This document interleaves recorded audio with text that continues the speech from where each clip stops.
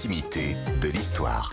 Et aujourd'hui, Clémentine, on part dans l'espace puisque vous nous racontez le destin forcément tragique du cosmonaute russe Vladimir Komarov, parti dans l'espace à la demande de Léonid Brejnev pour le 50e anniversaire de la fondation de l'Union soviétique.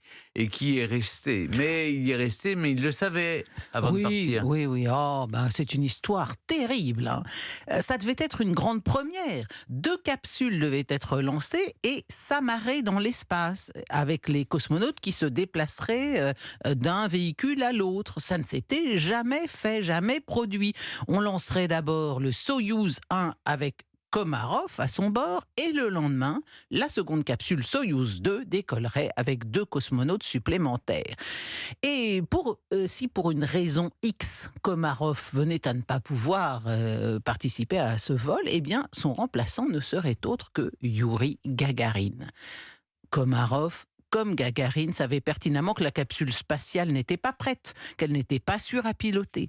Mais les membres du programme spatial étaient terrifiés à l'idée d'annoncer à Brejnev qu'il fallait retarder, voire annuler l'opération. Il faut imaginer ce que c'est.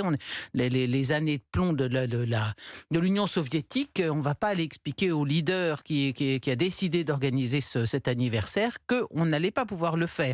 Komarov était absolument convaincu d'aller au suicide. Et pourquoi est-ce qu'il a accepté la mission ? Parce qu'il savait que si lui n'y allait pas, on allait envoyer Gagarine. Or, Gagarine était un véritable héros de l'Union soviétique. Il avait déjà participé au premier vol en orbite autour de la Terre. Bon. Et non seulement ça, c'était un héros, mais en plus, c'était l'un de ses meilleurs amis. Leurs 2 familles étaient très proches, ils se voyaient très souvent. Ils allaient notamment chasser, pêcher ensemble. Alors, Gagarine, qui lui-même est traumatisé à l'idée de laisser son ami partir dans cette mission suicide, rédige un mémento de 10 pages pour expliquer à Brejnev qu'il faut reporter cette mission. Alors, il fait passer son mémento à l'un de ses copains du KGB, mais le document n'a jamais été transmis à Brejnev. Dans les semaines qui ont précédé le lancement, les techniciens qui ont inspecté le Soyouz 1 ont trouvé 203 problèmes structurels. Jusqu'à la dernière minute, Gagarine a essayé de convaincre l'équipe de le laisser piloter à la place de Komarov. C'est aussi une histoire d'amitié magnifique, mais l'équipe a refusé. Hein. Et donc la fusée est lancée avec ces 203 problèmes structurels qui ne vont pas tarder à faire parler d'eux. 8 minutes après le décollage, Vladimir Komarov est en orbite. Et très vite, les ennuis commencent. L'un des panneaux solaires du Soyouz n'a pas réussi à se déployer, privant l'engin d'électricité et obscurcissant certains équipements de navigation. Puis il est impossible de changer l'orbite du vaisseau qui commence à tourner autour de son axe. Le système de contrôle thermique déraille. Les communications avec le sol deviennent irrégulières et le manque d'électricité empêche le système d'astro-orientation de fonctionner. Bon, au sol, là, c'est la panique absolue. Évidemment, on annule le départ du second Soyouz. C'est pas le moment c'est plutôt le moment de se concentrer sur le retour de Komarov. Le malheureux Komarov, pendant 5 heures, il va essayer d'orienter le module Soyouz. Il y parvient, d'ailleurs. Il parvient à aligner le vaisseau spatial et à tirer lui-même les rétrofusées. Mais quand il rentre dans l'atmosphère terrestre, il a quand même fait 19 tours de Terre en orbite. Le parachute principal reste bloqué dans son conteneur. Donc le 24 avril 1967 à 7 heures du matin, Soyouz 1 s'écrase à très grande vitesse dans la steppe d'Orenberg. La cabine explose à l'impact et lorsque les équipes de récupération de l'armée de l'air soviétique arrivent, elles ne trouvent rien d'autre ou presque que des restes calcinés et du métal en fusion. Et comme il est mort lorsque la capsule s'est écrasée au sol, Komarov n'est pas considéré comme le premier décès humain dans l'espace. Vous allez me dire, vu de son point de vue, ça lui fait une belle jambe.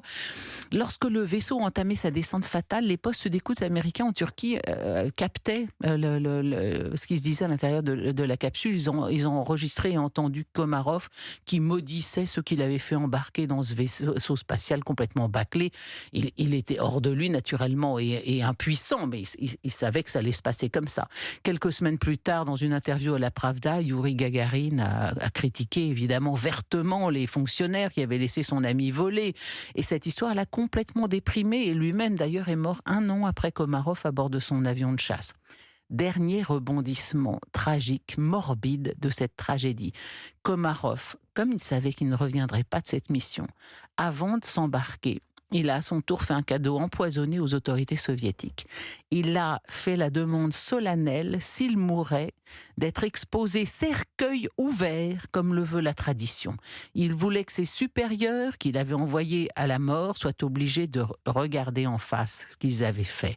Et donc, lors de ses funérailles d'État à Moscou, son cercueil est resté ouvert et des officiers sidérés contemplent ses restes calcinés. C'est une image terrifiante qu'on trouve sur Internet. C'est extrêmement frappant. Oui, Jean-Luc, je vais vous la montrer. Ses cendres ont été enterrées dans la nécropole du mur du Kremlin sur la place Rouge. Il a été fait héros de l'Union soviétique à titre posthume. Bon, voilà. Mais enfin, il reste le premier homme mort lors d'une mission spatiale, victime de l'impéritie, de l'incompétence et de la mégalomanie des dirigeants soviétiques. Merci beaucoup, Clémentine. Bon, vous n'aimez pas les soviétiques, je le sens. Vous les avez critiqués vertement. Et c'est vrai qu'ils ont tué ce pauvre Komarov. La photo est terrible. C'est On horrible. a l'impression vous qu'il avez regarde vu une grosse truffe. Oh, écoutez, Jean-Luc. Pardon. Il y avait un cochon truffier. Faut chercher des truffes.